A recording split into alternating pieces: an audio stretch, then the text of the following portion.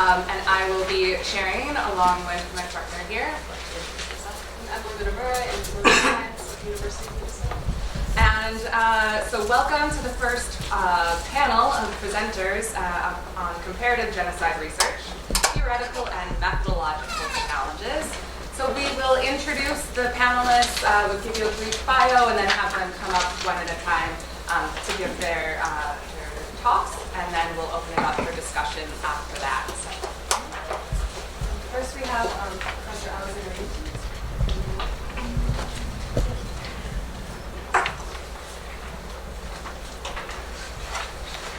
Here. Just trying to run. There should be Perhaps alphabetical order. They are none. So this is my code. Professor Alexander Hinton is a professor of anthropology and director of the Center for Study of Genocide and Human Rights at Rutgers University. He is also the immediate past president on the International Association of Genocide Studies and holds the UNESCO Chair on Genocide and Prevention. He has published on numerous topics on genocide and political violence, transitional justice, and human rights.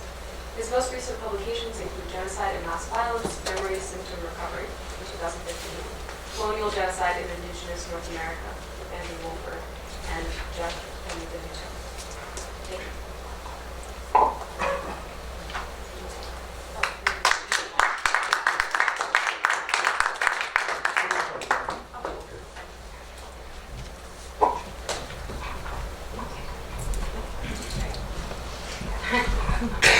Be disciplined. Okay, hello. Hopefully everyone's awake after lunch. I'd, of course, like to thank our hosts and the host institution. This has been a remarkable set of proceedings so far, so thank you very much. So, again, some people may not be as familiar with the Cambodia case, so I was granted, I'm going to time myself here, so I stay on track, an extra minute or two. Just to very briefly, especially for some of the students who aren't as familiar with the case, sort of provide a 20-second background. So I'm going to be talking about the Cambodian genocide, where 1.7 to 2.2 million Cambodians were killed under the reign of the Khmer Rouge, which were headed by ladies, or I point to the people on the train there, which is Pol Pot, Nguyen Gia, and a number of other colleagues. So this was from 1975 to 1979. I've been studying a tribunal, the Khmer Rouge Tribunal. You can see it's an international hybrid tribunal, as you can see from the 2006 swearing-in ceremony, focusing on the tribunal in general, but in particular the case of this gentleman, Doit, who ran an interrogation and torture center, which is known as S21. Now everyone knows it as Tuol Sleng. Probably a few of you have been there, I take it. Has anyone been to Tuol Sleng prison? Just one person. Usually there are a few. Well, you'll know a lot more about it. So it's a two-book project. One book is finished, which will be the basis of my discussions today. And again, in terms of what happened, this is Bu Meng. He was a witness during Doit's trial, which took place in 2009 with the final decision in 2012. But he painted the story of himself and his wife arriving at the prison, being photographed. Then he was put in isolation. He was tortured because, like all other prisoners, he was forced to confess. But he survived because he was able to paint portraits of Pol Pot. He testified, as I said, at the trial. There were very few survivors. So at this prison, the official court estimate was something like 12,283, something like that. I can't remember the exact figure. People passed through the gates and perished there. But everyone thinks because of lost documentation, those were the legal numbers. Probably as many more, 28,000, something like that. Okay, so I'm going to, in this discussion, I'm going to be pulling on two different things. My book that just came out, as well as an article on critical genocide studies, and those will be sort of the two streams that will inform my discussion. I'm also going to, the book, Man or Monster, is written in a way that is not straightforward exposition.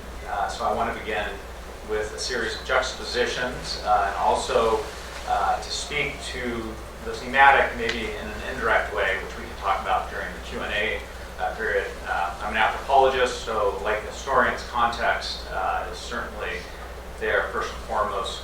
Comparison is much later, but we can talk about it. All right, so part one, juxtapositions, and perhaps I should begin with a warning. This is a presentation that cannot end. Redacted, late night, February 3rd, 2012, Phnom Penh, Cambodia. Charcoal gray, the old fortress stands alone, a perfect square of stone rising from the barren landscape. No plant cracks the hard earth that surrounds the structure. Nothing can be seen or heard. The air is still. No light breaks through the clouds. It is neither day nor night. Suddenly someone is here with me, a presence familiar yet strange, perhaps friendly, but clearly dangerous. This person lingers on the border of shadow and light, compels me to go into one of the square stone turrets placed on each corner of the unadorned fortress walls. I stand on the ground floor of one of the windowless turrets. In the center, a narrow staircase encased by light spirals steeply into the shadows. The stairs and walls are etched with spider webs. Go, the faceless man demands. Slowly, I ascend the steps. I worry that the man will attack me from behind, try and shove me over the handrail. I can no longer see the ground below, just the beam of light surrounding the stairwell that blurs and gradually fades into the darkness above and below. I finally reach the top. The staircase leads to a dead end, where thick and impenetrable concrete forbids me to access where I want to go to, above, onto ramparts set against a moonless night. Blocked, I turn to go back down. Why don't you go first, I ask the man, who I never clearly see. No, he replies, proceed. One by one, I climb the stairwells inside the fortress turrets. They look the same. Each has an identical end. As I mount the last stairwell, I am completely alone. I want to flee, run back as fast as I can. I press on.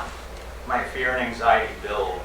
The light fades. Ahead, I can only see dense cobweb tangles and writing on a wall, the print too faint to read.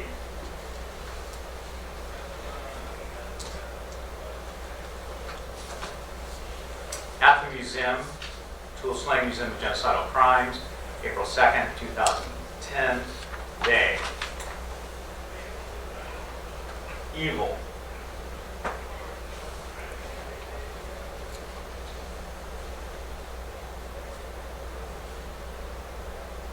Doik, eldest son, star student, loner, math teacher, meticulous, Khmer Rouge revolutionary, patriot, party member, dutiful, prison commandant, brute, eyes and ears of the party, obedient, gave orders, stoic, fanatic, torturer, father, cog in the machine, believer, mass murderer, prisoner in prison, the accused, defendant, criminal, convict.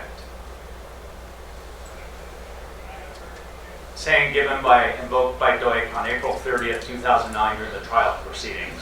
If you break open the crowd, you'll show what's inside.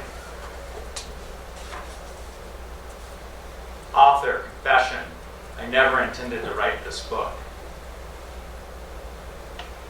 In the torture chamber, S21 Security Center, September 29, 1976, night.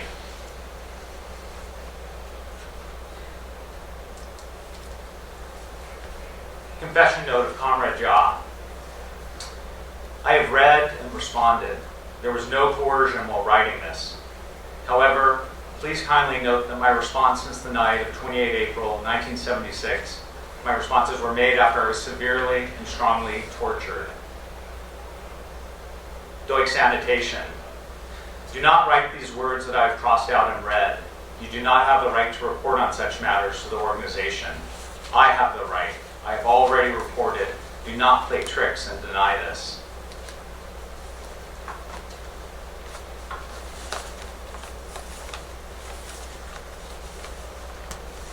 the original text with comments and then Deutsch editing out of what is written. Okay, so now I'm going to shift registers. So the book project is trying to write in this a little bit more literary style, but this form demands a little exposition, so I'm going to provide some exposition to finish up. So the book project sort of invokes a series of concepts that may relate to our discussions. The banality of everyday thought, which links back to Hannah Arendt and sort of this dynamic of articulation, redaction, dehiscence, and what I refer to as the redacting. So I'm going back to this photograph, which is also the cover of the book.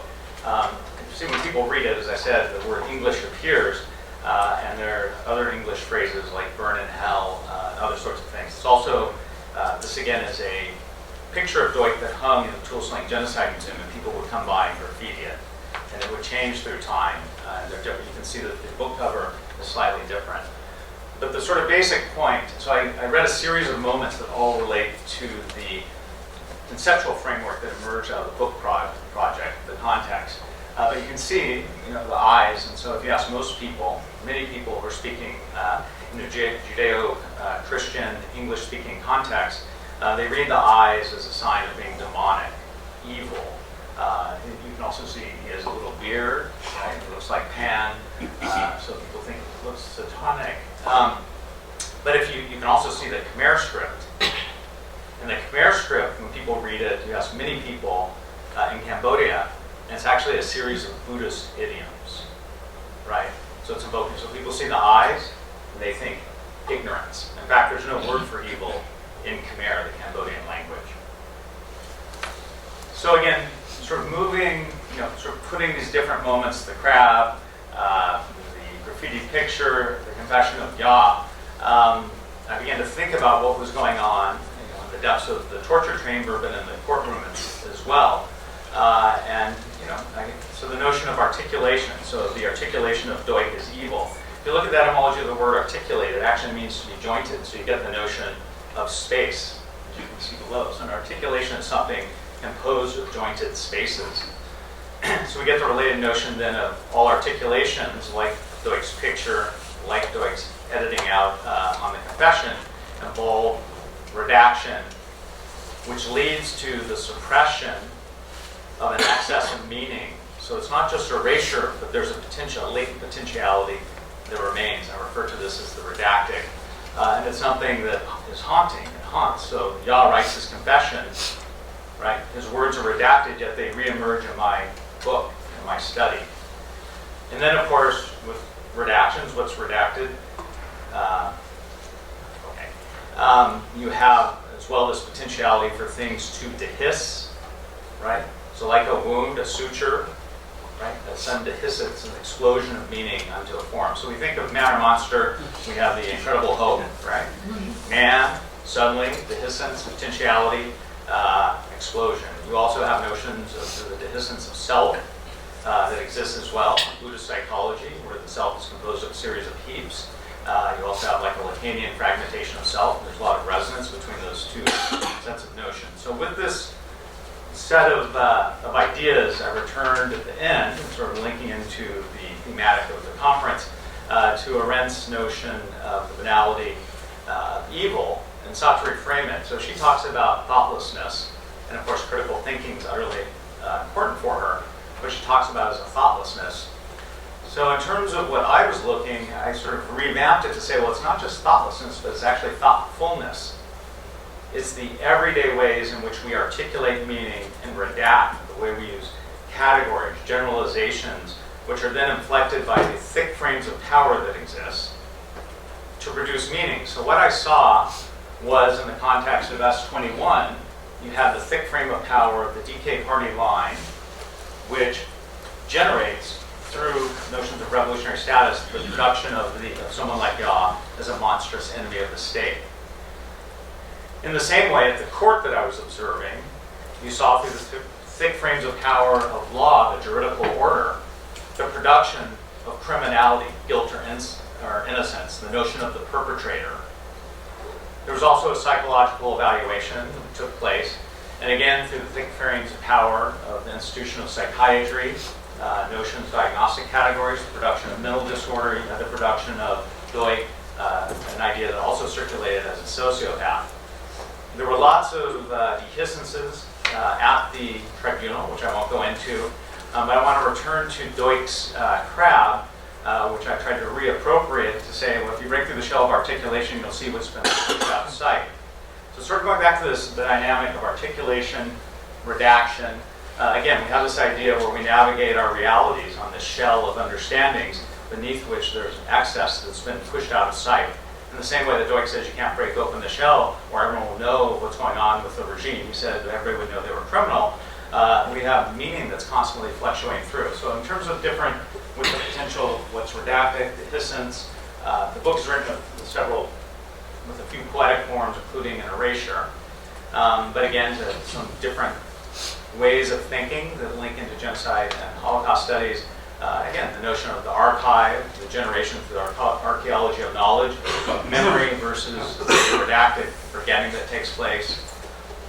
We have notion in terms of temporality of the event versus long-term duration. Again, the genocide studies canon, the notion of hidden or forgotten genocides as well is being pushed out of sight, which may dehis given the historical situation. Again, the notion of the victim or the perpetrator as a category that universalizes, that erases geopolitics or history. And I'll just to conclude, we'll go back. Actually, ethics is, we were talking at lunch about this. It was something you both raised in different ways. But in the sort of at the end of the book, I talk about the notion of conviction, which that etymology is linked to conquest. And sort of make the distinction between effacement, which is a rubbing out of the face of the other. There's actually no opposite of it in English, but you can find an archaic word called effacement. So at the end of the book, I come back to the notion of effacing conviction and effacement, which speaks to some of the issues of ethics that were raised. But to me, it's there's enormous anxiety that is generated when you seek to have an ethical position. So in Andrew's formulation, for example, hospitality, it actually generates anxiety to be hospitable, as well as to talk about unpacking the categories of genocide studies and Holocaust studies and having a dialogue like the one that we're having. Anyways, so just very briefly, last slide, what are some of the synergies? Well, again, I don't jump to comparison, I go into context, and I sort of see, I think, more of like what synergies are there, what dialogues, what conversations. Comparisons are something that I hold off on for a long time, but in terms of Hannah Arendt, taking that frame, the notion of perpetrators, way of seeing the perpetrator, pedagogy, notions of ethics, notions of representations, how to write, as well as self-reflexivity are all things. So, thank you.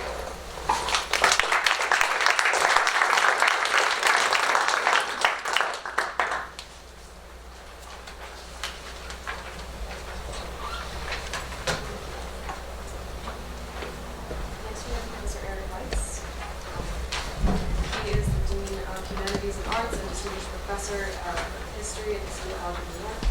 He was previously on the faculty of the University of Minnesota, where he was distinguished Knight University Professor of History and the Arshon and Charlotte Upstanding Chair in History of Politics.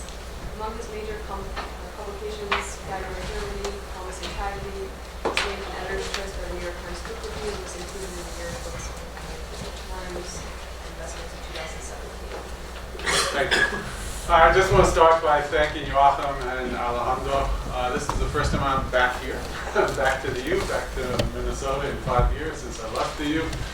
It's a wonderful opportunity to participate in this important conference, but also to see many, many friends who I haven't seen in quite a number of years. So it's really great to be back here. I departed for the sometimes greener pastures, sometimes not greener pastures of New York City. I'm actually no longer dean, I'm a former dean. But it's still good to be back in New York City. But I have very, very fond memories of my time, the almost 30 years I spent in Minnesota, first at St. Olaf College, then at the university here. And I'm really just thrilled to see that some of the things that I had once participated in here, the kind of interdisciplinarity that we had started to forge, and genocide studies and human rights continues on an even much more expanded, much richer level now than even 5 years ago when I had left. So it's really wonderful to see that, and to see that in an era when the humanities, public higher education are under systematic attack, so that you all have been able to continue and even expand these kinds of programs in this situation of public higher education in the United States. I really, you have my utmost admiration. So, what do genocides do? Well, they cause immense human destruction, that we know. But not only that, they are creative political and economic acts. To say that they're creative does not, of course, mean that they're good. I'm not putting positive moral valence on that. But I do want to suggest and to argue that what follows genocides, the aftermaths, are new political and economic systems whose contours, whose characteristics are fundamentally related, inextricably entwined to the human destruction that went beforehand. And to say that is also to put it bluntly, to level a critique about the field of genocide studies, and I hope you understand it's a friendly critique, it's a critique from the inside in a field that I have also worked in. But it is to argue that genocide studies has focused almost exclusively on the event itself, on the human destruction, the human tragedy that takes place. And that, in scholarly terms, has somewhat isolated the field from larger and different scholarly endeavors. I think it has also foreshortened the scholarly understanding of genocide in and of itself. That there's a prehistory, we talked to someone about that this morning, there's a prehistory and there's a post-history. There's a second critique that I would like to raise. It partly came up in Barb's comments this morning, but I guess I want to push them a little further. And I'm a historian, of course. So, certainly in history, we have people who work in genocide studies. We have people who, in the last, relatively recently, just in the last 10 years, work on the history of human rights. And these have been completely separate fields. Completely separate. Yes, genocide studies scholars will say something about human rights, and human rights scholars will say something about genocide, but these two fields exist distinct, different from one another, and essentially do not engage with one another. And I want to suggest that they should be, deserve to be combined with one another. Because both genocide studies and human rights studies focus upon human populations and what happens to those populations. Both actually about how populations are parsed, are differentiated. So that genocide studies clearly, again we talked about this morning, it is the essential topic in the field, how certain population groups get categorized as the enemy, deemed the enemy, and then are obliterated, whether obliterated by colonial settlers or by states, attempted obliteration. So there's a parsing, a distinguishing of population, parsing humanity into distinct categories. But actually the same thing happens in the history of rights. Now, human rights, as we understand the term in the 21st century, might refer to a universal subject who has no particular identity, might. But the history of rights creation, certainly over the course of the modern world, certainly since the 18th century, is precisely also about the parsing of populations, because rights claims are dependent upon national citizenship. So long as there is this unbreakable bond between becoming a national citizen, and the right to have rights, as Hannah Arendt termed it, inevitably other people are excluded because we know national citizenship is based on exclusions and inclusions. And those who get excluded either are offered a subsidiary set of rights or no rights whatsoever. So in fact, the creation of nation states or their expansion over the course of the modern period from the 18th century to the present is a history of the history of nation states. Is a history of the creation of rights, but that also means the exclusions of some people from the right to have rights, from the privilege of having rights. So both fields look at what happens to distinct populations over the course of modern development, but again, they have arisen as completely separate fields of scholarly endeavor. So those are my two critiques, and they actually sit at the heart of the book I'm currently writing. I hope will be done in the fall. I hope a global history of nation states and human rights since the 18th century.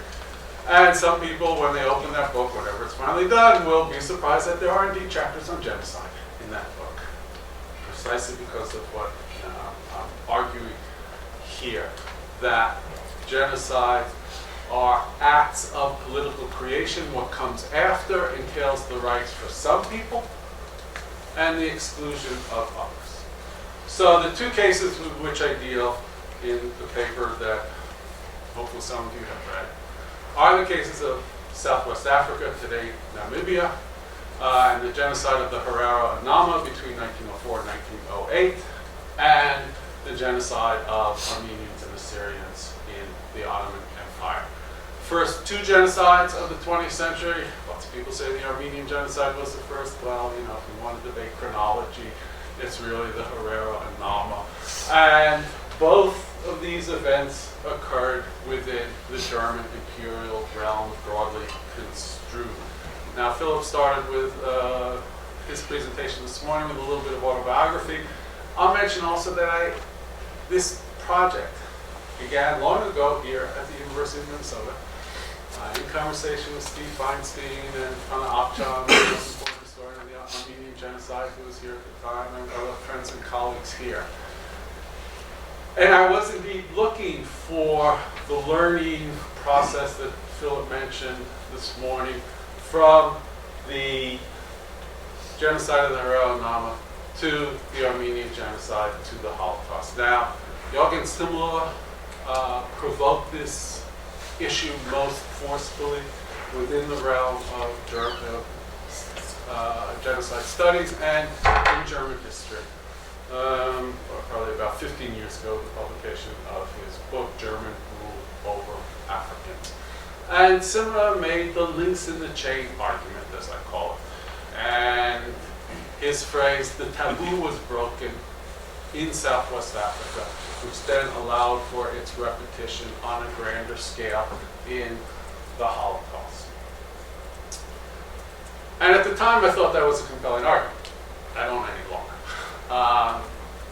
Thomas Gruner, who directs the Center for Holocaust and Genocide Studies at Clark University, Anna Akçam, and I spent a week in the State Library in Berlin, reading through piles of German military journals, official military journals, from just before World War I into the 1940s.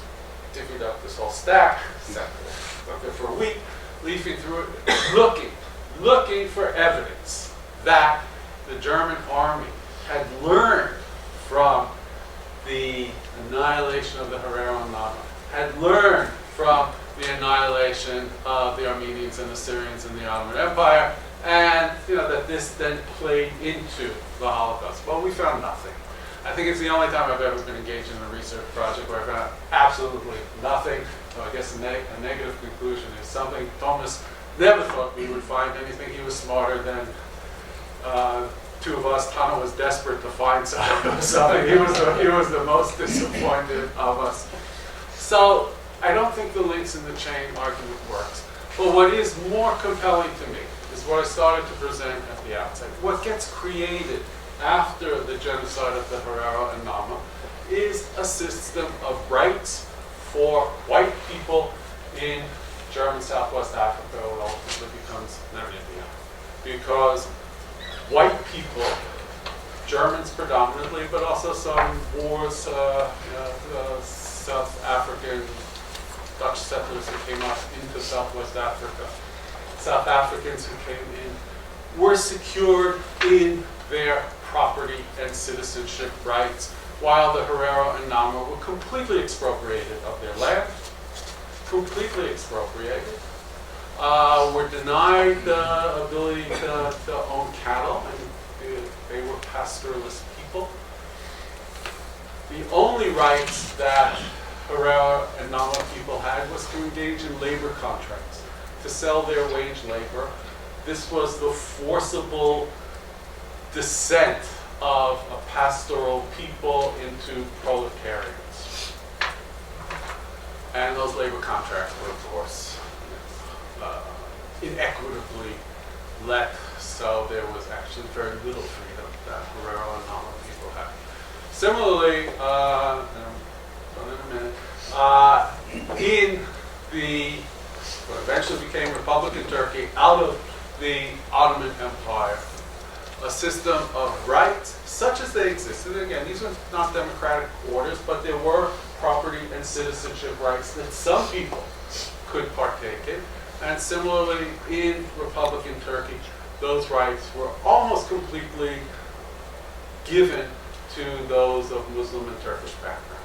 So, and in the paper I detail the process by which, complicated legal and technical process, by which Armenians remained deprived of their land after the genocide, because the thing nationalists, Turkish nationalists, feared the most was the return of Armenian survivors who would demand their land back, and feared that they would demand citizenship rights such as they existed in Republican Turkey. So both the development of the modern Turkish economy to this day, is an outgrowth of the expropriation of Armenian and other Christian assets in the genocide and successive events.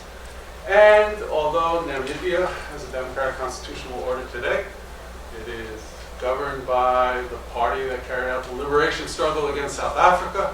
To this day, land remains in the hands largely of the descendants of the German settlers and South Africans who came in afterwards. So genocides, again, are not just events of human destruction, they are also fundamentally creative features of modern political economies as they emerge.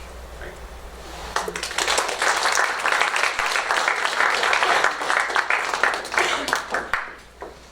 Thank you. Next we have Hollie who is an assistant professor of sociology at Ohio State University. Her research focuses on the causes and processes of genocide and how countries rebuild in the aftermath. Nyseth is a member of the U.S. government's Atrocity Prevention Task Force and regularly consults with the Rwandan National Commission for the fight against genocide. She also works with the Center for Victims of Torture and is a core member of iActivism, which provides humanitarian action to people affected by mass atrocity in Darfur. She recently received the International Association of Genocide Scholars Emerging Scholar Prize, which was given to one early career scholar globally. And when PowerPoint agrees with her, then I'll start. I can start with that, at least you can pay attention to this one. So I'd also like to echo everyone's thanks to the organizers. I did my PhD here and it's been wonderful and a little weird in the best way possible to be back in a very different role. And I'd also like to start by reminding you a little bit of what happened on this day in history. So today, 23 years ago, Rwanda was essentially descending into chaos. On April 6, 1994, the plane that was carrying the president of Rwanda was shot down as it was preparing to land in the capital. And a few hours after this happened, roadblocks were set up around the capital city. And Tutsis were being targeted. On the same day, 25 years ago, the siege of Sarajevo was actually just beginning. So it had just started within 2 days prior to this. And civilians were already essentially being targeted by snipers who were set up around the city. And I want to bring up these as two of many episodes of genocide that have taken place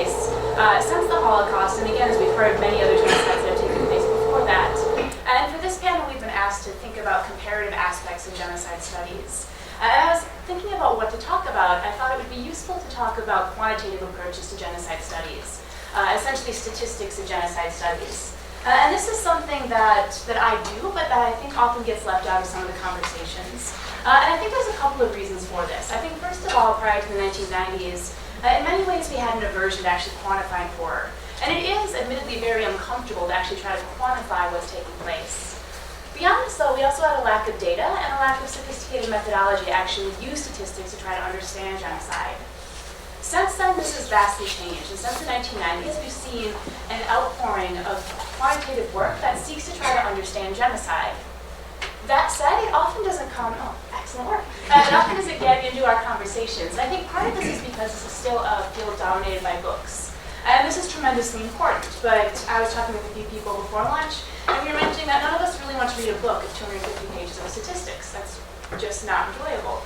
So because of this, we see a lot of this work in articles, and what I'd like to do over the next 10 minutes or so is to tell you a little bit about quantitative work on genocide studies. And specifically, I'd like to address 3 questions, which I realize is perhaps a little too ambitious for 10 minutes, but we're going to try.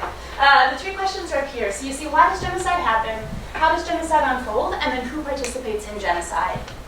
And throughout each of these, I'll tell you a little bit about some of the quantitative work on this that, of course, draws very deeply from qualitative work as well. A couple of caveats. First, when I use the term genocide, I'm broadly using the UN Convention plus political groups. I'm happy to talk more about why that's the case. I'm doing that in part because much of the quantitative work is using this definition in this way, and I'm really trying to summarize it in particular. I also want to caveat that I'm focusing on 1950 onward. And this is broadly because of the availability of data. There were certainly many genocides before that, but when we're thinking about good quantitative data, as well as international data, it unfortunately just doesn't exist at the level we need it to for quantitative analysis before that. Lastly, one other caveat then. Even though I'll be talking about statistics, I do think that a mixed methods approach is really important. So I've lived in Rwanda and Bosnia. I interview people who've experienced genocide, interview people who've committed genocide, and I really think that we need a multitude of methods to better understand genocide. That said, because quantitative work often gets left out of the conversation, I'm going to focus specifically on that. All right, so question 1 then. I think I have 8 minutes left or something like that. Okay, 8 minutes. So why does genocide occur? If we think about this from a quantitative perspective, we've really seen 2 different types of analyses. And the first tries to understand the risk factors of genocide, looking at the structural situations that make genocide possible. The second then tries to understand the triggering factors. And these are typically events and processes that make genocide immediately more likely. You could think, for example, of the shooting down of the plane in Rwanda as the trigger. As you hear me talk about these, you probably understand these are very linked processes, and it's hard to think about one and not the other. Nevertheless, quantitative work has broadly focused on the first, and that's the one that I'll talk mostly about. So in particular, if we're trying to think about the situations that give rise to genocide, when could genocide be possible? Much of the quantitative work came about during the 1990s. And again, this broadly drew upon case studies, a lot of the rich historical, anthropological, and other disciplines that have really tried to understand genocide, took what we knew about it and tried to actually compile data sets of countries worldwide over a wide period of years to understand the situations in which genocide is more likely. So Helen Fine, a sociologist, really pioneered this work, Barbara Harf, Matthew Crane. Many people who in the early 1990s were essentially compiling data sets. I have a photo up here just to give you an example of what this looks like. You could basically envision a data set of 8,000 country years. And essentially what it comes down to is every country is in the data set in every year. And you see data on different indicators. So I have just a couple up here, but you could include hundreds of indicators. And you could have data on the GDP, data on whether there's a civil war. Broadly data, of course, informed by our theories about why genocide happens. And then you use statistics essentially to look at the places where genocide is occurring, but also where it's not occurring, to try to understand the risk factors of genocide. It was mentioned in my bio that I work with our government to try to do this, so I'm on a task force that essentially uses quantitative models to tell our government the countries that we're worried about if we're trying to project forward based on what we know about where genocide has taken place in the past. Broadly, when we do this, we have 4 main types of factors that we're looking at. And I should say right off the bat, most of our models actually have 13 or 14 factors, so they're quite complex, but you can think of these sort of boiled down into 4. The first is some kind of political upheaval. And for those of you that attended Timothy Snyder's lecture last night, he actually referenced this. And he was talking about how there were a lot of work over the last 2 decades that tries to generalize and tries to look at these broader patterns across genocide. And this is specifically this work. So rather than being very specific, which is equally valuable, this is really trying to extrapolate out and trying to think about general patterns. So the first on political upheaval, what we found from these models is actually the number one risk factor of genocide is a civil war. Beyond this, though, we know that genocide is much more likely in any other kind of political upheaval as well. This could be revolutions, coups, something that is upsetting the political system. One of the other strongest risk factors in our models, time and time again, is some kind of threat to the political elite. And for those of you who are familiar with the work of Ben Valentino, this probably isn't very surprising. When we model it, this tends to be things like attempted assassinations, attempted coups, civil wars that aren't actually successful, even the presence of a large armed group that's trying to act against the state. Additionally, what we found is actually situations in which the political elites have very few controls over their power. So not necessarily the type of government, but whether or not there are controls over their power. This actually is very predictive of whether or not there's going to be genocide. And then finally, some kind of exclusionary ideology. Admittedly, when you model this quantitatively, this often gets reduced to a 1 or a 0, so it's a bit hard. But broadly, an ideology that casts a segment of the population as different or as other. As I mentioned, there are many others, but if you think about the most prominent risk factors, again, in this very general way, these are the 4 that we mostly focus on. I also mentioned that we tend to sort of see this in 2 groups. And the second part that we're really looking at now is triggering factors. So one of the projects I'm working on for the government is trying to identify the triggers of mass killings and triggers of genocide. Can we actually quantify this? Can we build this into our models so not only we know the countries that might be at risk of genocide, but also when that genocide could occur? Question 2, and I'll probably have to move quickly as I imagine that I'm slowly running out of time here. But question 2 then, how do genocides unfold? In this data set that I showed you, I don't even believe genocide is in this, but essentially genocide is reduced to a 1 or a 0. So Rwanda in 1994, a genocide is a 1.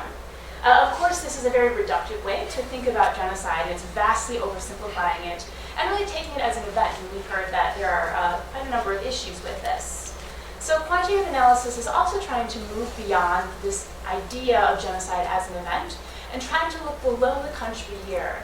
So essentially what I mean by this is many quantitative scholars are trying to compare within episodes of genocide. So for example, if you think about genocide as an event, we often hear again the genocide in Rwanda started April 6, 1994. This is true in some parts of the country. Other parts of the country actually didn't see genocide until 2 weeks later. By the same token, we hear these aggregate death tolls of almost 1 million. But of course here in Rwanda, we had some communities where there were fewer than 100 people killed, other communities where over 50,000 people were killed. So quantitative scholars are broadly trying to use our methodology to understand some of these differences. And part of the benefit here is that in Rwanda, for example, which is the country you see here, there are 145 communities. And because of this, essentially looking at 145 communities, in-depth comparative cases, is often very, very difficult. So what we can do is we can do case studies of 2 or 3 or 4 communities, and often align this then with quantitative analysis of the communities for a much more macro approach. Just to give you a couple of examples, I believe this is probably hard to see, but here you see on the blue you see countries that had very early onset during the genocide. And then green is some sort of mid-level onset, and then this green here is actually the latest onset. So Scott Strauss, Omar McDougall, a number of scholars have been using quantitative analysis to try to understand why did violence start earlier in some parts of the country than others. And what they found through their models is essentially that, 2 minutes, my goodness. So in Rwanda, in this case, violence started earlier in places where the elites had more power, and also in places essentially where there was low trust and low cohesion amongst residents of the community. In some of my work, which I'm going to go over very, very quickly, I also look at the number of people who were killed in Rwanda. And in this case, I found, again, through quantitative modeling, that there are a confluence of factors that influence why some parts of the country saw more violence than others. Just to give you a couple of examples, you could probably imagine that places where there were more Tutsis saw more violence. But beyond this, we also saw more violence in areas where there was stronger competition to those in power. We also, however, saw more violence, again, where there was low trust and low community cohesion. And this type of work is being carried out by many other people.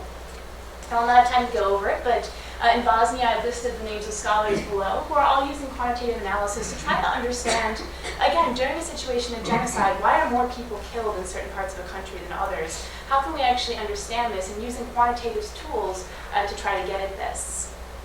I believe I probably have about a minute left, or a minute and a half, but allow me to really, really quickly try to summarize the third question, which I won't be able to get at completely, but we'd be happy to talk about more in Q&A.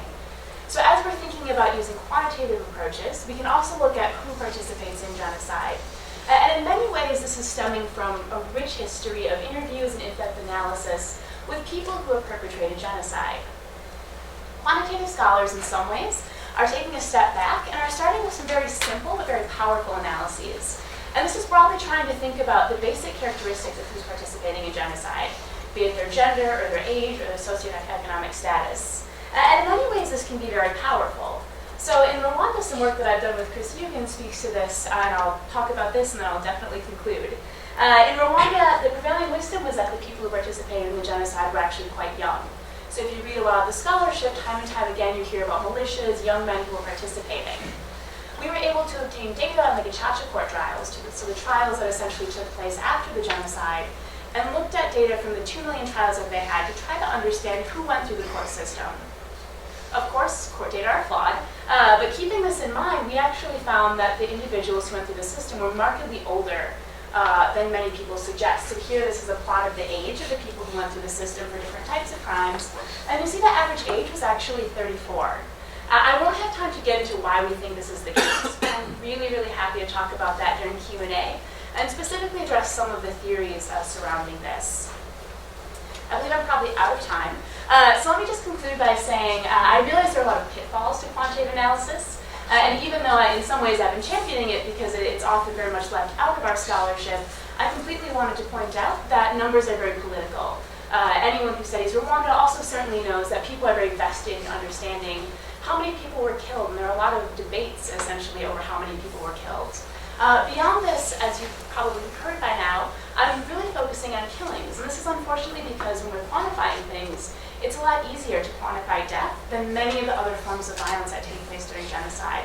So gender-based violence, rape, and many other forms of sexualized violence, destruction of culture, this is really hard to quantify, but equally important. That said, I still think that quantitative analysis can do a lot for the field of genocide studies, and I'm looking forward to talking about it with you all a little bit later. Thank you so much.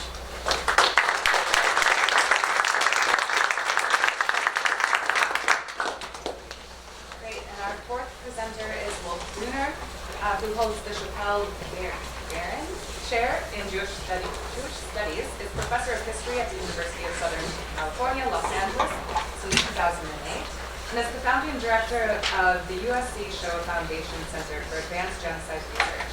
He's the author of 4 books on the Holocaust, among them Jewish Forced Labor Under the Nazis, Economic Needs and Nazi Racial Aims, 2008. Gruner's most recent book, Persecution of the Jews in the Protectorate of Bohemia and Moravia, and their responses between 1939 and 1945. Received the award for Most Outstanding German Studies in Humanities and Social Sciences. That award in 2017. Thank you very much. This sounds better than it is. It's just for translation. So, but I'm happy that this will appear in English soon. So, first I have to do one thank you and 3 apologies. Thank you goes to Joachim and Alejandro to bring such a great crowd of scholars from different disciplines together, which I really appreciate, and to look forward to the discussion. The apologies are just up to me, and as a German this is really hard. First of all, because I sent late my paper. I'm a German and that's not good for me. Second of all, it also produced a problem to reduce my paper into one very short presentation. And I saw the signs. I warn you, this is the third apology, I will be over time a little bit, because of the time pressure, I realized I missed in my paper an important part, which I wanted to bring into. So let me start with talking about the twisted road, about relationships between Holocaust and genocide studies. And I start with a little bit about twisted memories.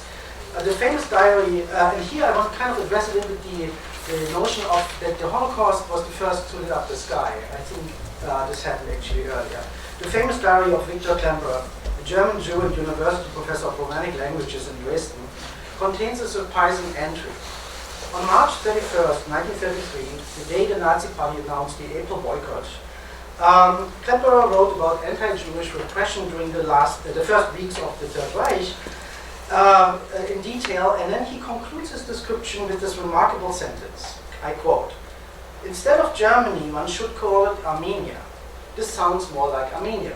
For English speakers, it's hard to understand, but here he refers in the first part to the former German hero who defeated the Roman Empire, Arminius. And in the second part, he clearly kind of refers to the Armenian genocide. So with this in mind, it may be quite plausible that Klemperer, as an academic, obtained this knowledge to create this powerful metaphor. However, what could Germans and Jews know about this in this time? Would it have resonated with other people in Germany? And the surprising answer is yes. Knowledge about the systematic mass murder of the Armenians spread quickly already during the war in Germany by newspaper articles, missionary public talks, trial coverage, poems, theater pieces, you name it, encyclopedia entries. So a lot of the German people were, during the 1920s, in an ongoing public discussion with people in favor to criticize the crimes and people then kind of judging the crimes, informed in detail about the Armenian genocide. And so it makes sense that even a special term was coined, the Armenian atrocities. And there was, after a while, it was not necessary anymore to give a date or any explanation.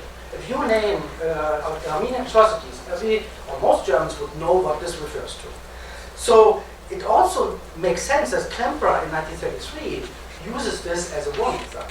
And he's not the only one. I found this mentioning in Jewish diaries, but also in publications which were done outside of Germany by kind of exiles who warned the Jews. So mostly we thought about Jews refer back to the problems. But there are equally kind of amount of references to the Armenian genocide as a warning sign, and especially after the invasion of Poland. But, this kind of creates this the situation that in 1930, a pacifist, a non-Jew, could still write about the singularity of the murder of the Armenians, and I quote, "Annihilation of an entire nation with the conscious slaughter of women and children. To this progress, the past was not ripe." Now we know this is also not true. But this notion would kind of, after the war, after 1945, only read as a reference to the Holocaust, not to the Armenian genocide anymore. The memory of the Holocaust eclipsed very quickly the knowledge and the memories of the happenings which in 1933 were only 17 years ago. That's for us less than one, right? So this is also not so surprising that this was on public minds in Germany in the 1920s. So the Holocaust eclipsed the memory of the Armenian genocide, and then also started soon kind of to do a very twisted kind of effect, being a model for understanding the Armenian genocide. And here we are coming to the influence of the Holocaust as a model for genocide studies. And most of us know that in the beginning there was a very oversimplified understanding of the Holocaust working, and this was as a kind of 20th century centered model, genocide as a one state sponsored event or process as kind of featured or kind of driven by one dimensional ideology, extremist ideology, and then targeting one victim group.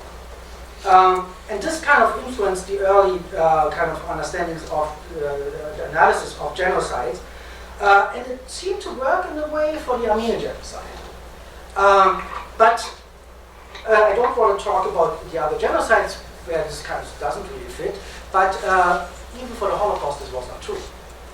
And the research on the Holocaust, which I was part of over the last 20 years, kind of complicated the story so much more that we can't actually think about the Holocaust in this dimension from any angle anymore. So the early studies were really focusing on this. Were very much focusing on this nation-state model, looking at government decisions, at the Nazi party state, and one perpetrator group, and really planning decision-making. This was kind of the aim of the early Holocaust studies, but the last 20 years were very different. So we had new studies which kind of try to go beyond this kind of very two-dimensional idea of whether the radicalization was driven by intent, by Hitler, his extremist ideology, or the old German notion of the institutions are kind of in their rivalry are the motors for de-radicalization. So studies on various different parts, on different regions, on different institutions, the comparison of regions, the looking into perpetrator motivations, they all brought new kind of more complicated dimensions to the whole picture.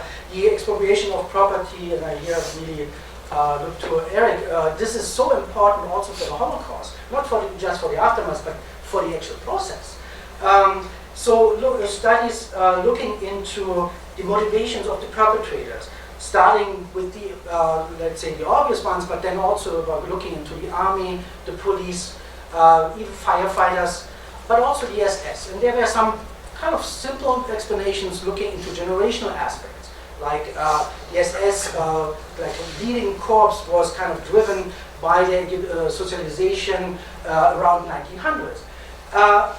They are not so convincing if you look at Browning's the police forces, which were kind of older. My work on municipalities shows that the elites who radicalized anti-Jewish policies on a local level were also older in this group, and we just heard from Hollie, this is also interesting, the case in Rwanda. So what then, if it's not generation? So I think what also Holocaust studies shows us, and which we can actually use for genocide studies as well, is to look into motivations, interests of individuals. And here we have to look into interests beyond ideology, into social, let's say, status improvement, career, loyalty, greed. All these different aspects of what drives individuals to act are important, but also people are working in institutions. And that means they adopt kind of corporate identities, and they work for the institutions. That means they suddenly use, for example, budget planning, urban consideration, or kind of urban planning, labor interests as their motivating factors, which they kind of internalize. So these are different aspects which complicate the picture, and in a way these studies on Germany itself, they are kind of confirmed now by newer studies on France, the Netherlands, Greece, Hungary, but also the studies on the Baltic states or occupied Soviet Union and Poland. So we see a lot more working on there. Plus, when we look, for example, at the annexation, not just the occupied territories, but also the annexed territories, and compare those, we see that not only we have to emphasize much more the cooperation of indigenous people and their motivations, not just the people, but also the institutions, which we are not totally destroyed. And we have to see that when we look at the policy, that the kind of comparison within the Holocaust shows us that the old idea of this orchestration from Berlin is not really flying. Especially when you look at the annexation of territories. I know I'm over time, I told you this. You will see that it actually distracts me more than so you will see that the introduction and radicalization of anti-Jewish policies is shaped by very different things. It is shaped by the local conditions, by economic, social considerations, by the time when the territory is annexed, because the whole international plus national constellation changes in Berlin as well as in, let's say, beyond there. The initiatives of local ethnic Germans and the initiatives of indigenous actors.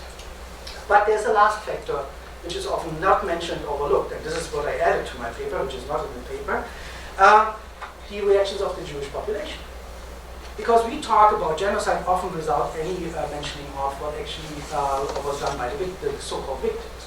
And I think to look at resistance of Jews in the Holocaust, for example, was for a long time not really considered because there were only rare instances understood as resistance. And what I try to do in my current work is to extend the understanding what is actually resistance. And I pick up on all the notions from Israeli scholars who kind of have a much broader vision, going beyond group resistance, and I created a definition of resistance adding individual to the group.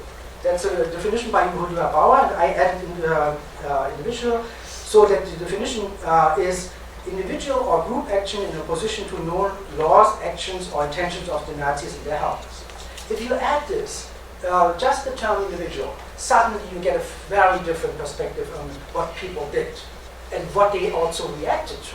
So when you apply this to the Nazi society, every Jewish man or woman reacted, responded, and defied Nazi measures.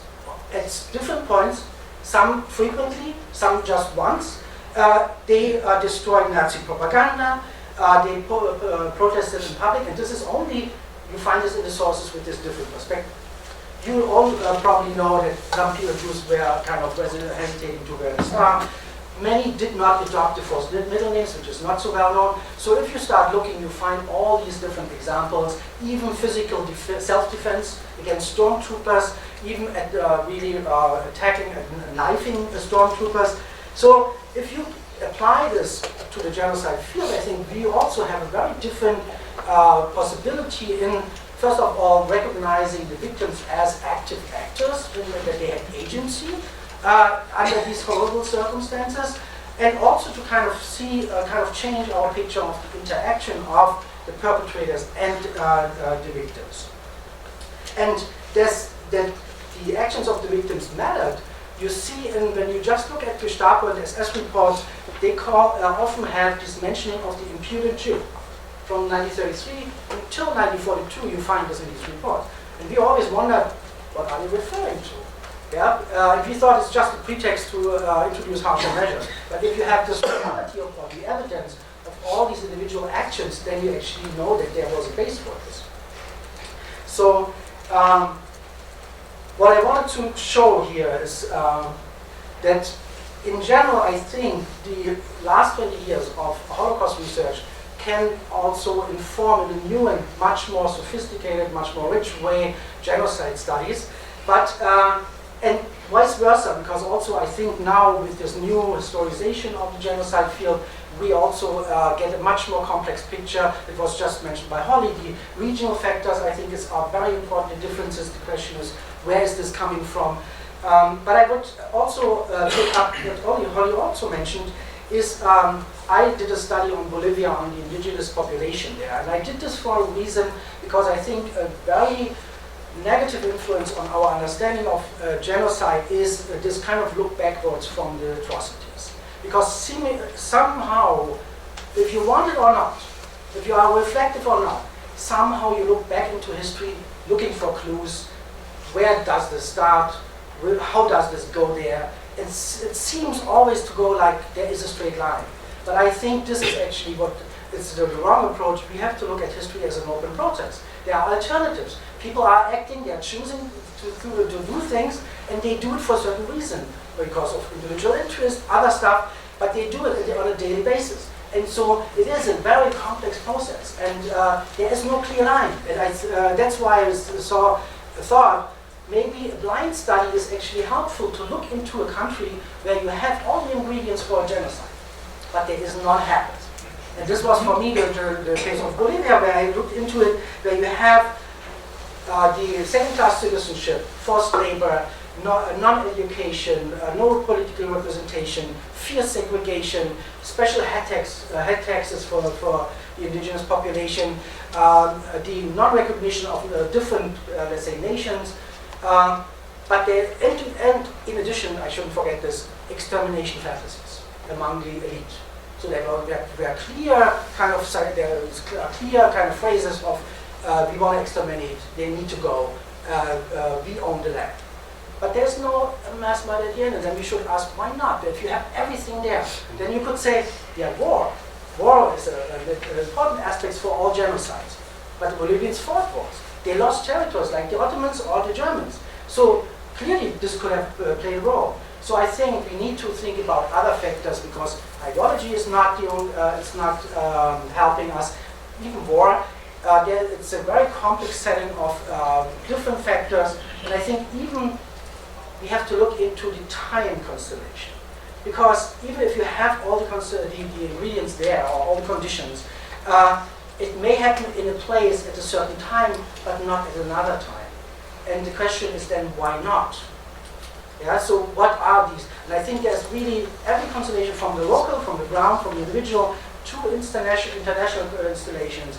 We have all to bring this together, which is not an easy task, but we can talk about it. Thank you very much.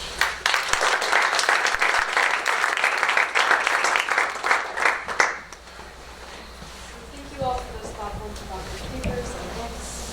We're going to pose some broad questions for you all.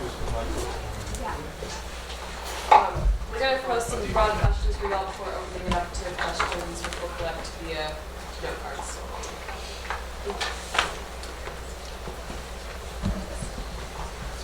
Yes, thank you all. All the papers we've heard today offer rich and profoundly committed analyses of several events and aspects of mass violence. What do you, as scholars advancing multiple methodological and ethical approaches, see as the particular value of comparative genocide research? In your experience, what are its main benefits and vexations? What brought you to this comparative research, and what advice, especially for the young scholars in the room, recommendations or warnings might you offer?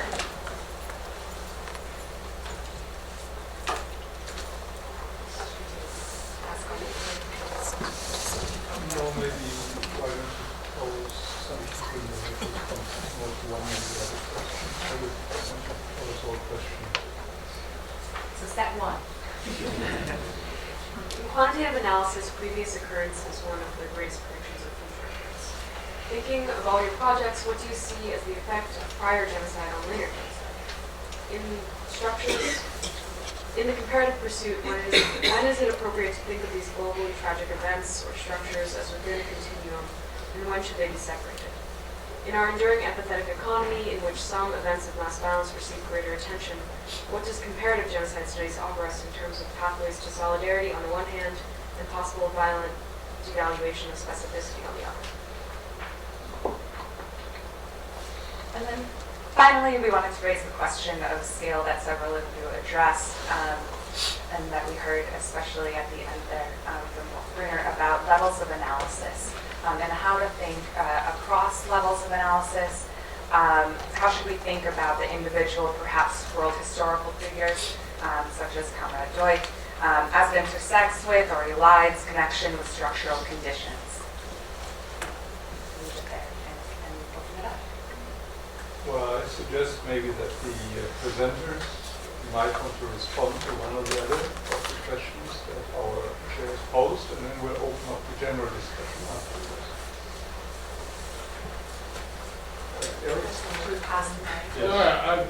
Let me take the first question about the comparative, the motivation. Oh, sorry.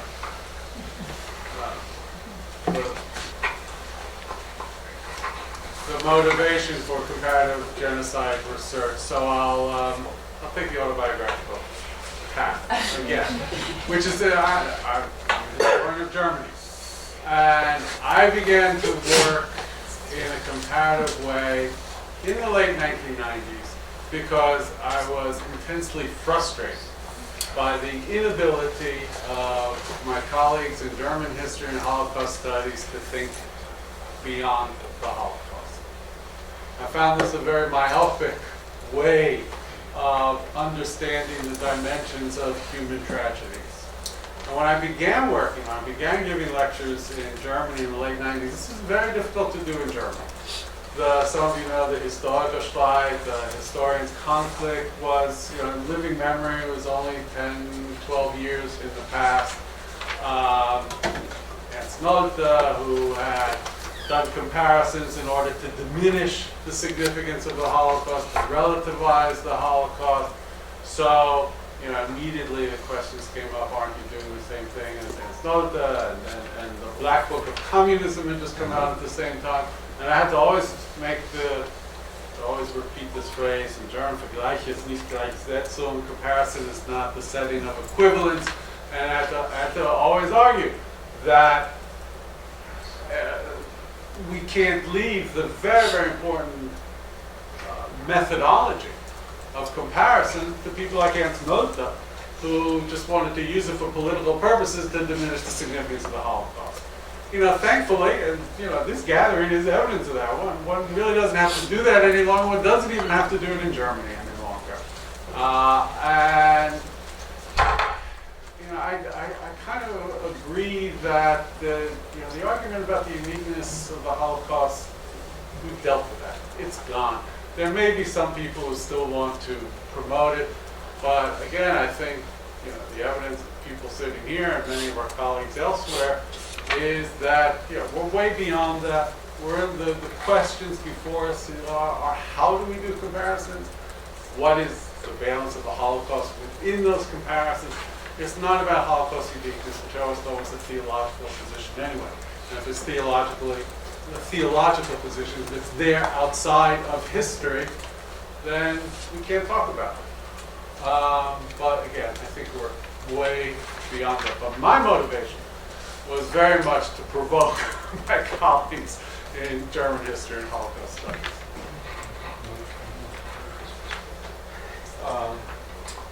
I think Alex was something and then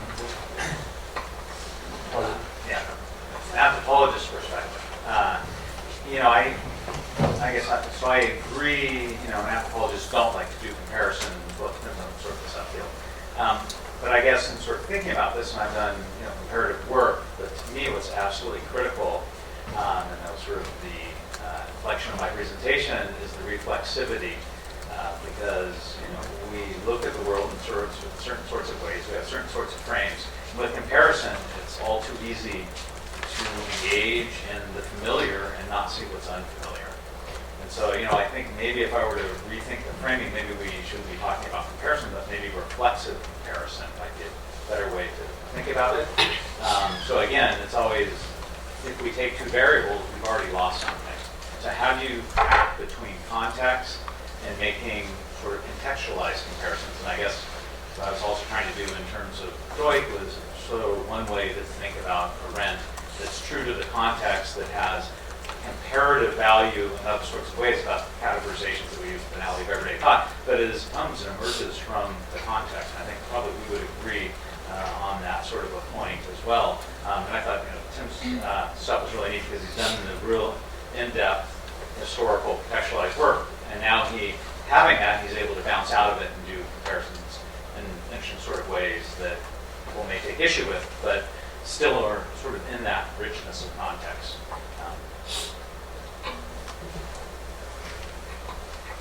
Yeah, I had a different standpoint as an historian because we are trained actually to do comparison. That's one of the historical skills we teach is we do comparison. However, there's a big problem for if you look at the genocide field, because usually you are trained in it's still this old notion of nation states.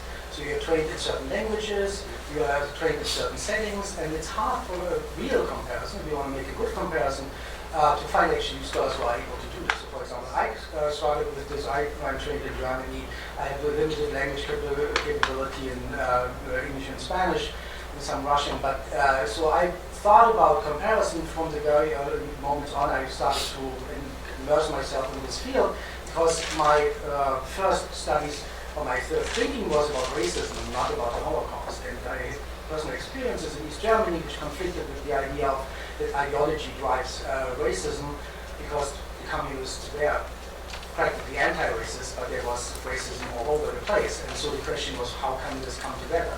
That's what started me to look into this and then come to the Holocaust. But to compare, because after a while I thought after some years that you can't just study one example of mass atrocity, because you don't really, you kind of make yourself understanding it, but in a way it's unreflective or uncontrolled. So that's why I branched out and did the study on Bolivia, but I could only do Bolivia because I knew Spanish. So I actually wanted to do Armenia because it was much closer, but language kind of prohibited this for me to do a real comparison, because what I wanted to do is really go into the archives and look at the same sources I looked in Germany in the other country or in the other archives, to really make from the ground up the comparison, which is really difficult, because when you own your one kind of field, case study, and then go to the literature from another case study, the literature is done by different objectives, different authors with different mindsets, with different skills, with different technological things, methodologies. So for a comparison, I think that's actually difficult. Can I trust, and I say this so, can I trust another author for a comparison? I'm really struggling with this. Yeah? So that's why I thought, well, I can do this myself, and then I was limited to Bolivia, which then turns out to be a very interesting case where you have exactly no massacre, you cannot actually have this theological view. And then it's also kind of twisting, it's not the minority which is persecuted and segregated, it's the majority of the country, which is also interesting. All right, I'll try to be relatively brief because I think my colleagues covered a decent amount of what I would say as well. But I would also note, for me, the value of comparison is in part the policy relevance. And I started at the start of my talk, I was mentioning that I do engage in historical and archival work, and I've talked with many people, and each person has this unique experience of genocide. And I'm very sympathetic to really trying to voice all of these unique experiences and keeping this in mind. That said, from a policy relevance, if we need to think about preventing future genocides, which is for me one of the main reasons that I wanted to go into this field in the first place, a policymaker isn't going to like the idea that every genocide is unique, every genocide is completely different, and there's nothing we can do to generalize across them. In this sense, it would be almost impossible in some ways to try to predict genocides. So for me, part of the comparative value is really trying to generalize a set of risk factors. And of course, they're not perfect. There are many situations that fall outside, many exceptions, but for a policymaker, they need something like that in order to move forward and try to monitor situations that could turn into genocide. So for me, I'd say that's the main drive for that. Goodness, your questions were fantastic. I'll just maybe say one other thing, because I know we also want to open it up to others' questions, but in terms of the question on the quantitative analysis, I'll speak to that one in particular. And the question was that in quantitative analysis, or at least previous quantitative analysis, a prior genocide was actually one of the strongest predictors. And I'm guessing this comes from Barbara Harf. She had a 2003 paper where she identified 6 major risk factors of genocide, and prior genocide was one of them. Since then, we actually don't use that in the models anymore, so she was on the same task force that I now serve on for the government.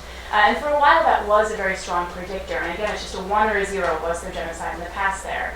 It doesn't really factor in our models anymore because I think we're capturing it in other measures. So what I'd say is I think that prior genocide has a lot of effects, many of which Eric was talking about, that genocide leaves a legacy within a country and it affects the political system, it affects group relations. So these are in many ways captured in some of the other variables that we include in the model. So we actually don't include it anymore, but I think it's still certainly influencing it just in other ways.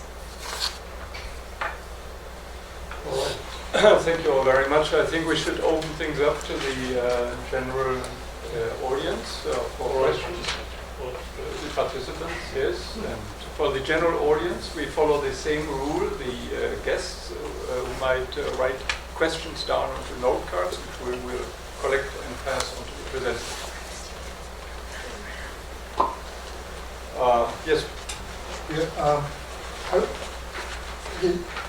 I'm very interested in not only the comparative approach to genocide, but also the factor that nobody has talked about, and I know that there are books about this, about the complicity factor. In other words, can genocides be avoided if the outside interests of various states intervene in some way? I mean, we're faced with that right now. To what extent can morally and ethically other states or groups intervene, or why haven't they intervened?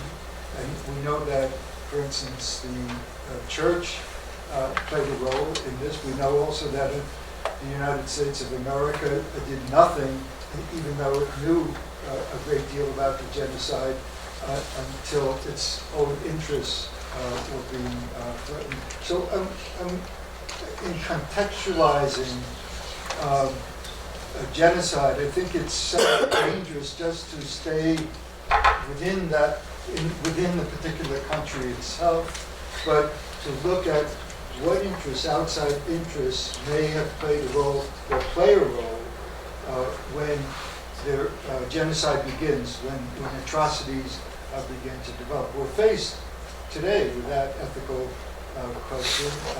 We unfortunately have a president who's dangerous and perhaps can either aid or undermine the forces that might prevent further atrocities that have a similarity to genocide. So I'd like to hear whether there has been research done with regard to complicity, and where is that going? I suggest that we collect maybe 3 questions, and of course we have 4 presenters, and then we'll see who among them will want to respond to each question. Yeah, Yes, I have one that's mostly Eric and a little bit Heidi. Eric, you talked about the need to better link human rights and genocide studies. I want to add a sidecar to public health, and this is my 3 points. One, in my health and human rights course, I asked my students what's the commonality between public health and genocide, and the primary answer to that is populations. And secondly, a definition of social health is imposed within varying degrees of coercive power. And secondly, the surprising frequency of health personnel involved in the planning and executing of genocide, the use of biological metaphor. And one can think among the young Turks, the use of the term microbes for the Armenians, among the physicians involved in that, and the nearness to the broader cult and so forth, and the use of biologistic language. And thirdly, more towards Heidi, prevention and mitigation, primary prevention, and use of tools which are used in public health in terms of the analytical side as being this, both primary, tertiary, secondary prevention, and what Eric is talking about, perhaps mitigation in terms of reparation. And so I think thinking about public health in these terms, both in the positive and in the negative would be the alignment of public health with eugenics and some of the things that I wrote on eugenics and Holocaust and so forth in public health. So I think those are great. And we'll add one question from Bob Fry, and then we'll ask the Hollie. presenters. Sorry, Hollie.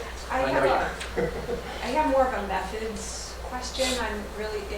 This panel was really interesting because you all approach it through such different, not just disciplinary lenses, but methodological approaches. And so, Hollie, I'm particularly interested in, you didn't get to talk about mixed methods, and I know you do a lot of interviews and you spend a lot of time in country, and I'm wondering how you mix that with your quantitative work and what you find most valuable in that, how you use individual interviews.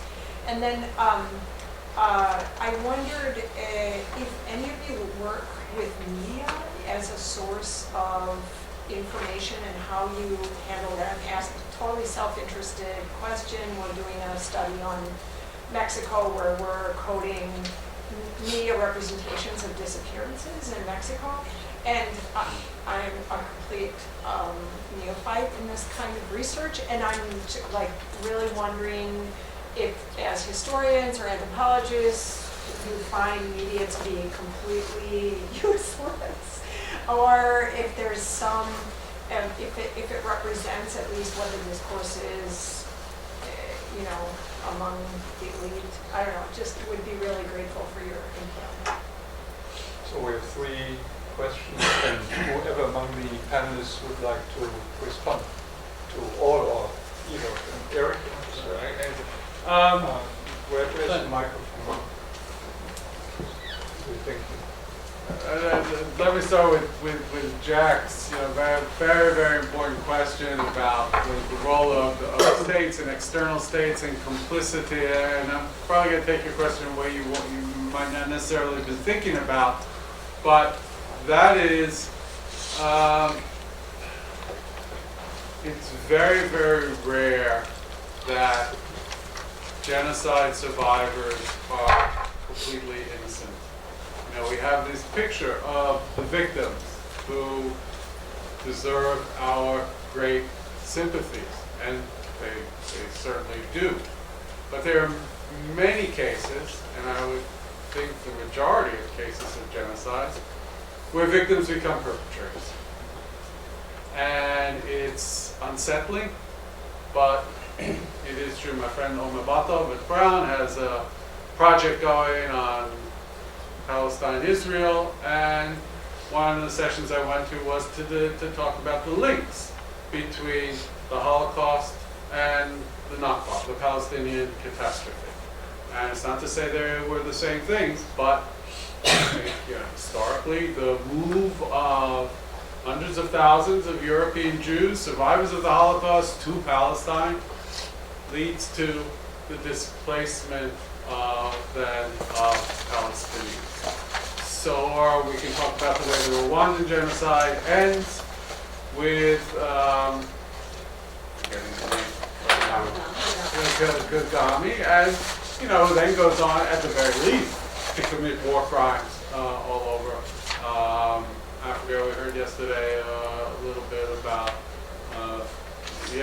Vietnam and the invasion of North Vietnam, which puts an end to the Cambodian genocide. But this is not a nice liberal democratic state with human rights. So the question of complicity that you raised, I think, is actually very complex, and it means, at the very least, contesting or complicating our notions of perpetrators and victims.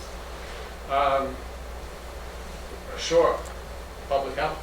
I think this is an interdisciplinary field. I think you described very well what your own field contributes to this area, and I think probably none of us in the room would want to make a stance that our particular discipline alone has the key to the problem of genocide. And I think your own work and others does articulate that very well. Look, in terms of media, I'm an historian. Media for me is a telegram that goes from Governor Alexander Ramsey to the Secretary of the War, Secretary of War during the Civil War, and says, the Sioux have arisen, they are killing farmers. Basically, we need help, send the army. That's media for me. Or it's documentation of the Armenian genocide when this Turkophile German Ernst Jäck talks to Talat and then reports back that Talat says the Armenian question has been resolved. That's media. And they're absolutely the critical source base with which we use. Those of you who work on contemporary genocides have other media available to you. But it is through that documentation, I think Philip mentioned this earlier today, that we can infer the commission of genocide, because rarely do we get someone as dumb as the German general in Southwest Africa who issued a public annihilation order. That's very rare.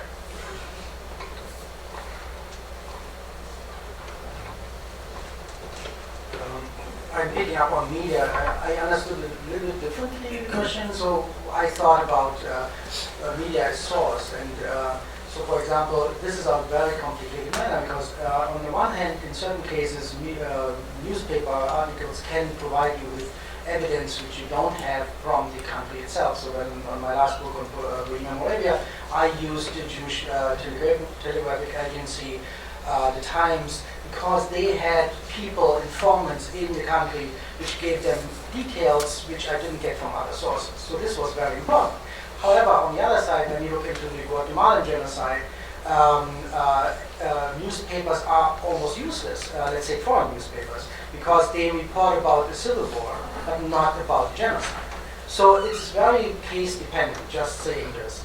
The second thing I wanted to say is, although I was not asked about public health, but I think public health is very important, especially if you think about the colonial genocides and the against the indigenous populations, because there's still a lot in the scholarly literature about diseases, for example, and that diseases are the main cause for human loss.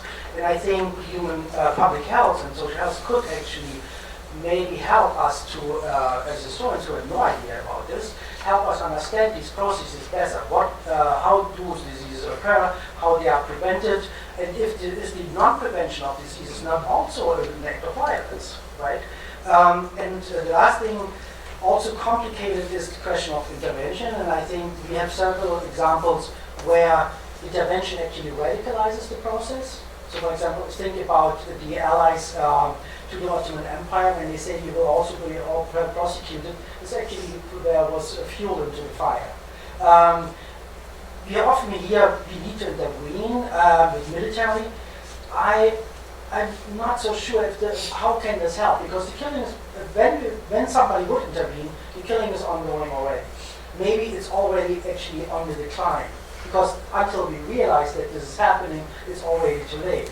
And then the question is, what happens when you intervene and stop the process? You open up a whole can of worms for the future. Very not the same, but the similar cases in Iraq aftermath, right? Oh, sorry. That's fine. And I'll completely fun. Yeah, one minute. Yes, you can. 1 minute, 20 seconds. Maybe I'll just want to return to the notion of complicity again. I think we actually did discuss it a little bit. I know when I had the slide that went up, it was very quick with the crowd with the notion of the universal victim on there. Below that, in terms of the articulation of the victim, you have the redaction of history and politics, and I had geopolitics and history. So if you construct the universal victim, it elides and erases those sorts of complicities. And I think other people raise that as well.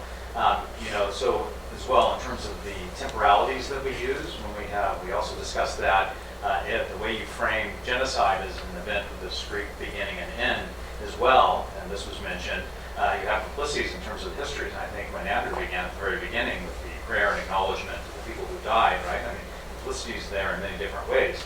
I'd also link it into the ethics discussion that we had, in the sense that it's part of our lives. In a way, we can be complicit if you don't, as I put it, have a basement or an ethics of hospitality, right? It's an everyday choice. There's an everyday sort of complicity that exists as well. So I think we touched upon it in different ways, and it's an interesting issue. And then another, I will get into, but what does complicity mean to be another thing to take up? Yeah, one other note on that. I'm working with a friend and colleague, McElrath, at the University of New Hampshire, and we've been studying rescuers. So in many ways, rescuers are valorized as individuals who risk their lives to save others during the genocide. We've been working in Rwanda. And many of the rescuers actually kill people as well. So in many ways, it's complicating these very neat ideas that we have about victims and perpetrators and rescuers and bystanders, and really making this a much more fluid day-by-day process in which some days they're actually participating in killing, other days they're deciding to save someone, talking with them about what changed in their logic day by day. In terms of other kinds of complicity, I'll return to talking about quantitative studies a little bit.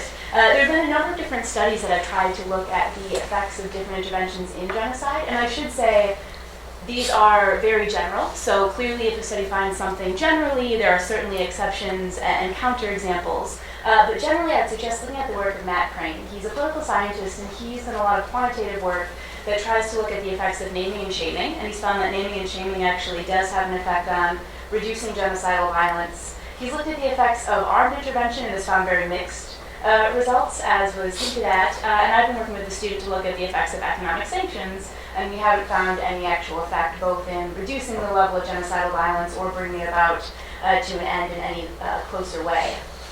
In terms of public health, yes, completely. I wish we could both have to talk it a little bit too, because many of the quantitative models, I'll just say, are in many ways taken from public health, like survival analysis, which is what we use on the task force, actually does come straight from public health. So there's many benefits of involving public health in these discussions. In terms of mixed methods, I love that question. I wish we had more time to talk about it, but I think it is really, really important. And I'll just give you a couple of examples. So I've mentioned my work in Rwanda, where I use these quantitative data on different communities to look at the levels of violence. And for me, it was very important to also spend time in Rwanda, and I'll give you two reasons why. The first is that these quantitative data, it's important to understand them in context. So anytime we have data that exists, this is fantastic. But I need to know what a marriage rate means in Rwanda. I need to know what the unemployment rate means in Rwanda. And I can in part get that from books, but it's so much more useful to talk with people and try to understand these data in context. And that's really, really vital to quantitative analysis as well. Beyond that, even though I know I only touched on it for 30 seconds when I was talking, these are very structural factors in communities, but it's clearly not the entire story.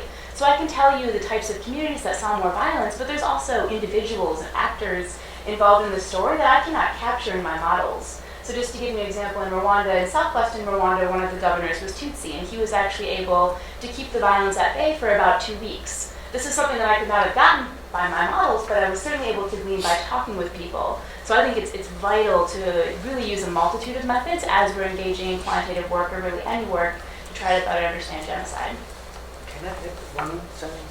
From a different angle, also the combination of quantitative and qualitative research. So for the last 10 years, there's a wave of using quantitative data in Holocaust studies from kind of GIS studies, geovisualization, and I think what helps in Holocaust studies is to ask new questions, which we never could do without these quantitative analysis. So we have now, for example, we can actually ask, how do people survive? Do they better survive in, for example, groups, social relationships, families, and the combination of the quantitative data plus the testimonies, which give you the insight, is a really great resource. So let's collect. Oh yes, one more comment from Alex, and then we'll collect 3 more questions for all of you. I meant to mention one other thing. It actually links to some of the quantitative studies. But if you see the maps, the at-risk maps that are generated, there's a real problem, even though the coding of the maps and the factors that if you go within them exist, but they inflect as if there's a singular genocide hotspot that exists as a entity that exists within certain spatial boundaries, and it elides the geopolitical relations, right? The geopolitical complicity. So at one point, Iraq was constantly glaring red, so to speak. Well, how do you talk about Iraq and not talk about the U.S. intervention in Iraq, right? So I mean, even those maps themselves are highly problematic, and it sort of speaks to the media issue as well. We have time for another round of 3 questions, please. Yes. So I've just been thinking about it. No, what's your question? Sorry. I'm thinking about these answers in relation to a question sort of started us off in the session, which is a question really about comparison and how comparison works. And I was wondering, I mean, Alex suggested we think about reflexive comparison, which introduces the subjective, right, the chronological, which I think is important, right? But why do we prefer comparison to intersection? Because it occurs to me that, I mean, just taking a banal example like the American invasion of Iraq, in their intersection, well, I mean, what I like about intersectionality is that it allows us to say that through that intersection, both of the structures that existed previously are transformed. So that America becomes a different nation as a result of its intervention in a place like Iraq or Afghanistan, for example, just as Afghanistan was transformed by that intervention. With respect to aftermaths, I wonder too, I mean, you can have a kind of crass causality that allows us to see an aftermath that's genuinely coming after as a consequence of what came before it. But at the end of the day, the aftermath helps to define the genocide just as much as the genocide helps to define the aftermath. And those relationships are extremely fluid, contingent. And I love your talk, partly because it mirrors some of the intuitions resident within my reading of the museum, which I want to scale up to talk about at the level of genocide generally, right? But it strikes me that the granularity that you were talking about is something that's more easily accessible through a kind of intersectional analysis than it is through strict comparison per se. Yeah, I have a question for Eric, and also, well, that's the same question really, get you in some kind of dialogue, but also a question for Hollie. So my question to Eric is, listening to Wolf saying that there was very widespread knowledge of the Armenian genocide in Germany. So everybody in Germany knew about the Armenian genocide. And your findings, and nobody in the German army took any notice of what happened in Armenia at all in planning genocide. I just wonder how these 2 findings are compatible. My second question, just as it's not as an observation, which is about learning from genocide. One of the things that I've been thinking about is whether serial perpetrators of genocide learn from their earlier experience. I'm thinking about a case we haven't talked about here, which is the Indonesian state, which did it twice, but also the Iraqi state, before the Americans intervened, by the way, against the Kurds and then against the March Arabs. Was there any internal learning going on here? And then my question for Hollie, which I was really interested in your work, but I have a question. So in these task forces that have compiled all this data, what has it actually led to? And I'm relating this to Wolf's point, which is that any intervention is a really bad idea. So just a comment on intervention. In the long list of genocide, or the short list, by the way, that I read out before, very short, I could hardly find the case of intervention. And yet you say, Wolf, that intervention is terrible. So my question is, compared to what? Do we have a third question before we... Yeah, could I jump in? Is that allowed to? One of the major questions I think that we also have to address is the question of socialization and education. That it comes back to also to a certain extent to Hannah Arendt and Eichmann in Jerusalem about the banality of evil. If people grow up and are told that black people are evil or Jews are evil and so on, and it's widespread within a particular country or countries, then they are susceptible to notions that would lead to genocide. So I think that that's a very, very important, again, factor along with complicity, this notion of socialization, education that is widespread and that makes people accept a certain type of regimes and actions that these regimes take. All right, let's hand it back to the panelists. Who would like to start? We follow the... Start a different order. Happily start. Yeah. So I can be relatively brief on this one. I did want to make one point. The maps, I completely agree, are very problematic. And I should say for the task forces, the government actually employs people who have graphic design degrees to create these maps. And often they're taking reports that we've written that are 300 pages and then creating a one-page map and a one-page summary. And that can be really hard to handle, so I completely understand that point. In terms of what the task forces lead to, and I should say, so I do research both in my capacity as a scholar and my capacity on the task force for the government. And answering that is indeed a bit tricky for two reasons. And the first, I'd say, one of the task forces I serve on is the Political Instability Task Force, and one of the main goals is to actually create data. So we create data on the type of government worldwide. So we create the Polity 4 data set, which I imagine, unless you know quantitative analysis, you might not have heard of, but it's essentially a data set of all countries spreading back to 1900 to today, and we're trying to quantify the type of government they had for analysis. And this has been used in tens of thousands of papers. So one of the major points of this task force is actually to construct data to be used in analysis. That is a very certain outcome. In terms of actually preventing genocide, that is a large black box, and I unfortunately can't speak to that too much, in part because of security clearance issues.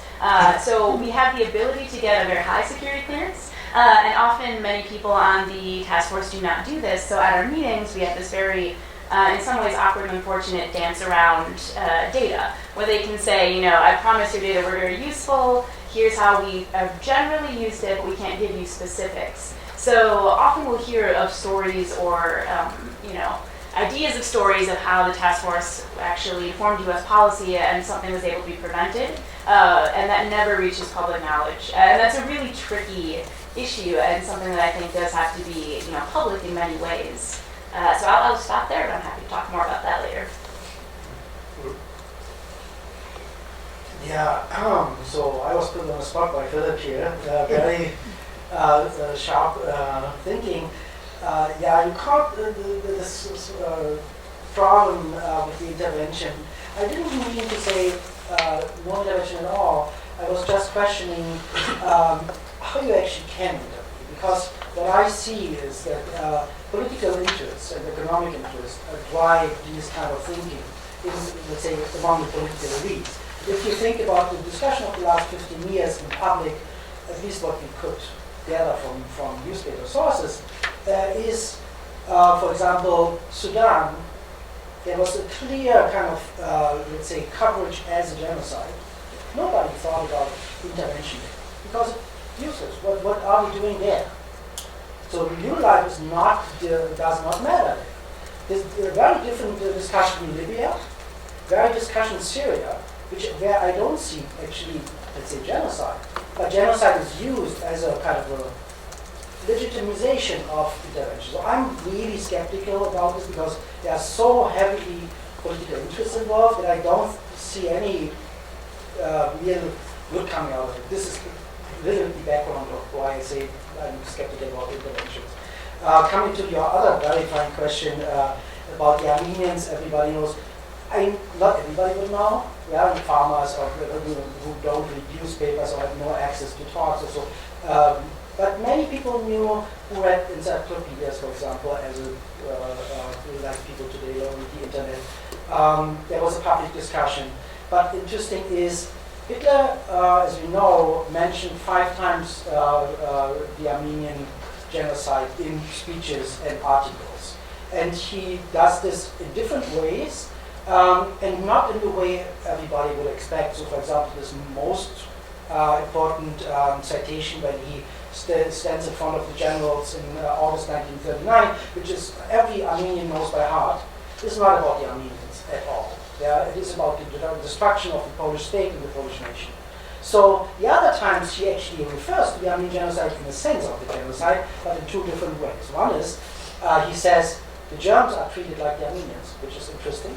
Yeah, and the other way it's kind of I forgot about this there is a reference to the destruction of the Armenians as a nation.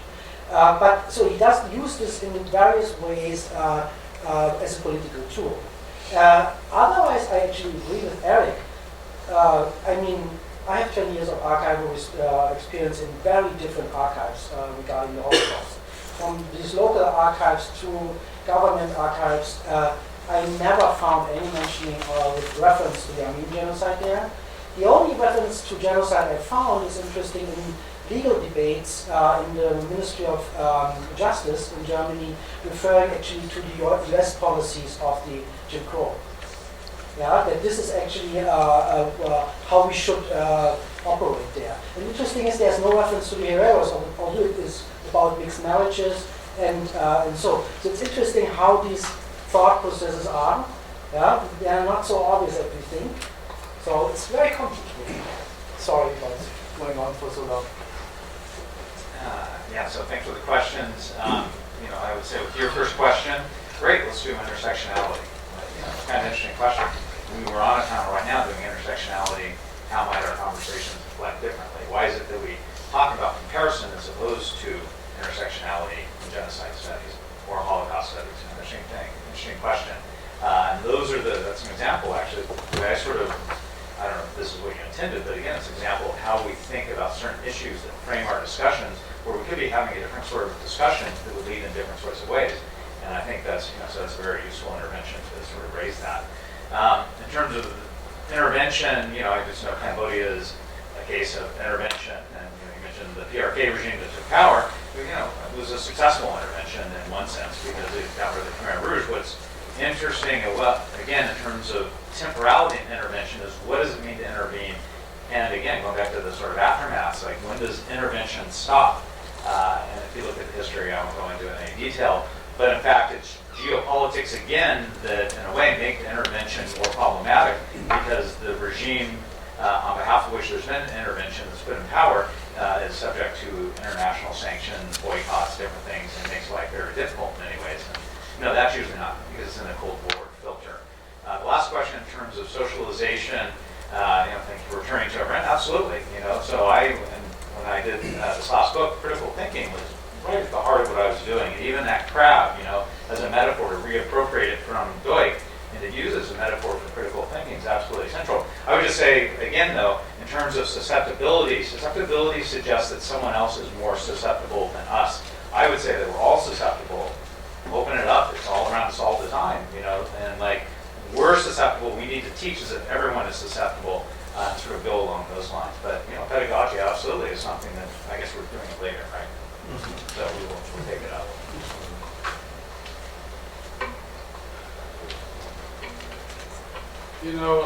We hope with things like the International Criminal Court and the responsibility to protect that potential perpetrators of genocide will be restrained because of their knowledge that impunity no longer prevails. That is our hope, of course. It seems to me we don't have too much to go on right now. And if you believe in the responsibility to protect, I can only recommend that you read a book by my political science friend and colleague at City College, Rajan Menon, called The Conceit of Humanitarian Intervention. And it's a very, very sobering look at what happens when armed intervention takes place over the last 10 years or so. And I think we all know these stories, Iraq, Libya, etc., supposedly engaged for humanitarian and human rights purposes, but the outcomes do not look so great. Now, I don't categorically reject the possibility that there is a learning process from one genocide to another. I just think that it really is an empirical question. I think when we're talking about communist regimes and the genocides and other human rights violations they commit, I think you can absolutely see a learning process. And that's why in my genocide book, I wrote a chapter on the Soviet Union and I wrote a chapter on Cambodia. And I think there, did not write China, which is the intermediate step, but there I think you can see a learning process in the way communist regimes operated. I'm less convinced that the Nazis needed any kind of precedent for what they carried out, and Wolf just talked about the various moments when Hitler mentioned the Armenian genocide. Of course, the massacre of the Armenians, there was no word genocide at the time, and the famous example at Obersalzberg, when he's talking to his officers, and again, it is not about the Holocaust or an anticipated Holocaust, it's about the destruction of Poland. I mean, the irony is, he says, who now remembers the Armenians? And of course, every one of his generals there did remember the Armenians. They knew exactly what he was talking about, but again, it was not actually about genocide. He doesn't say remember, he says who does speak. Who now speaks. That is a very big difference, because there was no international discussion about the Armenian state anymore. Yeah. This, I think, but there's no question that in the 1920s, it was while it was happening, it was widely known. You read, I show these to my students, which I got from Matosian actually, he's not here now. Minnesota newspapers in 1915, 1916, they're reporting on the Armenian genocide as it happens. It's of course the missionary route that the United States is not a belligerent, actually we never declared war against the Ottoman Empire, and American missionaries are reporting back, American diplomats are reporting back, German diplomats are reporting back. That's why I don't read Ottoman or modern Turkish, but my Turkish friends say the best sources other than the Ottoman are the German, because Germans are all over the empire. They know exactly what's going on at the time. So, but that doesn't help the Armenians. And that's, of course, one of the great tragedies that we live with. I think with that we're going to close. Thank you all so much. We'll reconvene at 3:30, but I have one announcement for speakers who come from other countries and expect some sort of reimbursement. We have pay on that. So if you could congregate here down here, speakers from outside the United States expect some reimbursement. The announcement is don't expect it. No.